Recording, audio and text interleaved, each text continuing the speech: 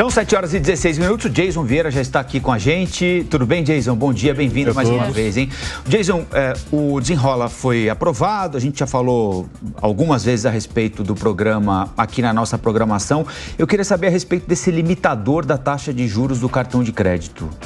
É uma boa saída? Vai servir para quem está pendurado numa fatura qualquer e não consegue se desenrolar dessa dívida?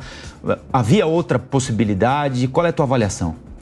O programa é importante em alguns aspectos. Nós temos que tomar um pouco de cuidado, porque a limitação de juros sempre vira algo muito parecido com o que nós vimos no passado. Ou seja, quando você tenta forçar alguma coisa, acaba acontecendo algo pior, como, por exemplo, modais de crédito desaparecerem das classes mais baixas. Ou seja, a partir do momento em que há limites da utilização do cartão de crédito por conta de endividamento ou mesmo por uma limitação de taxa de juros, as instituições financeiras podem simplesmente optar por não mais oferecer isso. Mas, ao mesmo tempo, isso parte de uma discussão que é muito maior. É a discussão em relação ao spread bancário, que é a diferença do quanto os bancos emprestam, eles mesmos emprestam o dinheiro e do quanto eles repassam para os consumidores. Essa diferença, que se chama spread, ela é uma das maiores do mundo e isso precisa ser discutido no Brasil por uma série de aspectos, entre eles a própria inadimplência. Então, o ponto é importante, é uma discussão válida aqui no Brasil, mas ela é um pouco maior do que efetivamente somente o custo do cartão de crédito. Ela vai por um aspecto também, como já foi citado agora há pouco, da questão da educação financeira. Só para continuar mais um pouquinho, Lari, a gente falou que ia tocar de assunto aqui com você agora, mas para continuar nessa pauta, Jason, sobre essa limitação que o Colombo levantou para você, está estabelecido nesse projeto que foi aprovado do programa Desenrola Brasil, que as instituições financeiras têm 90 dias para apresentar ao Conselho Monetário Nacional, CMN, uma proposta para se trazer para a população esse índice, né, esses juros sobre o crédito rotativo. Caso elas não façam essa apresentação ou o CMN não aprove o que elas apresentarem, vale o que está na proposta, que é justamente limitar essa dívida a 100% do valor original.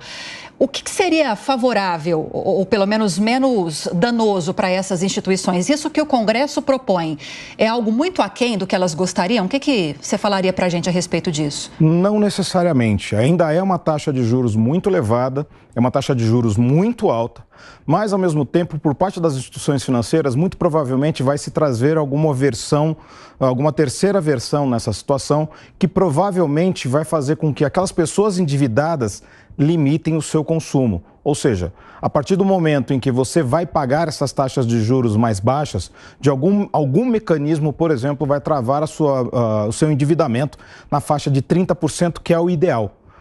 Isso é um pouco mais difícil vamos dizer assim, de se trabalhar, porque você tem outras dívidas além do cartão de crédito e do cheque especial.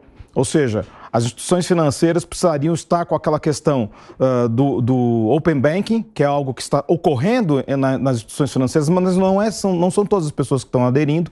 E ao ter essas informações, ela tem condições de dizer, olha, essa pessoa já está com o seu limite de endividamento no máximo e não pode se endividar mais.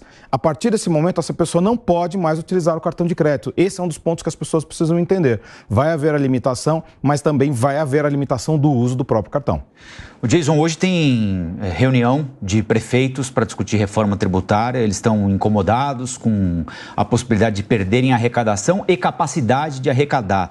Num cenário ruim para eles, né? A Confederação Nacional dos Municípios diz que 51% das cidades brasileiras estão no buraco. Registraram déficit fiscal agora no primeiro semestre do ano, contra 7% no primeiro semestre do ano passado.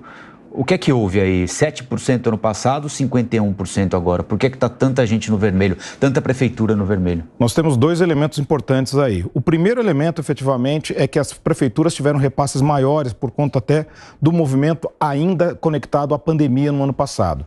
Mas não só a questão disso, a arrecadação também caiu neste ano em comparação ao ano passado, mas um ponto importantíssimo. A maior parte dos municípios do Brasil, independente da questão de arrecadação, é deficitária.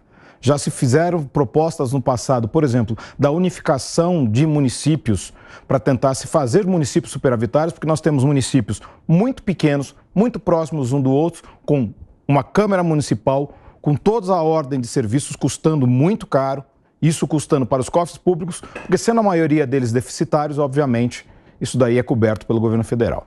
Mas a questão da reforma tributária, ela não pode ser limitada por essa ânsia arrecadatória, por exemplo, de municípios e de estados. Ela tem que ser limitada efetivamente pela questão da desburocratização da economia brasileira. Mas um ponto importante em relação a isso é que a reforma tributária tinha que ser acompanhada por uma reforma do Pacto Federativo, que é exatamente que versa a distribuição dos recursos federais que são arrecadados pelo governo federal entre os entes federativos, dá uma descentralização nesse sentido e deixa estados e municípios um pouco mais no controle daquilo que arrecadam, diferente do que acontece hoje em dia. Pois é, Jason, praticamente todos os prefeitos que nós ouvimos aqui no Jornal da Manhã vão nessa linha. Eles têm essa preocupação com a perda de autonomia, de não terem completo acesso direto a esses recursos para definir essa distribuição. Falando ainda da reforma tributária, na CCJ a discussão do Senado, a discussão avança hoje também. A ministra do Planejamento, Simone Tebet, disse ontem que acredita que vai haver um pouquinho de atraso para essa aprovação, acredita que lá para meados de novembro estava prevista essa discussão e aprovação agora para o final de outubro. Qual é a previsão do mercado, a sua previsão? E seria bom se isso acontecesse nesse prazo? O prazo não faz muita diferença se vai ser agora, em novembro, ou se vai ser em outubro. O importante agora é que a discussão na CCJ passe por uma situação muito importante, que foi algo que foi discutido, por exemplo, com o senador Girão aqui durante uma entrevista, de que essa proposta do Senado não passe necessariamente a ser igual à proposta da Câmara, ela precisa ser enxugada, porque ela saiu da Câmara com excesso de penduricalhos, transformando o possível novo imposto, o possível novo IVA, Imposto de Valor Agregado, em um dos maiores do mundo. Essa discussão é importantíssima, ela precisa acontecer e nem que se atrase um pouco. Se ela atrasar, mas for para o bem, é algo considerado positivo. Obrigado, Jason. Jason Vieira com a gente. O Jason vai voltar mais tarde? Só quinta-feira, né? Quinta-feira, então até vai ter uma folga da gente até lá. Não vai de metrô embora, não, né? Não, vou de carro agora. Então tá tudo Bom retorno então, Jason. Obrigado, gente. Até Até a próxima. Valeu, Jason.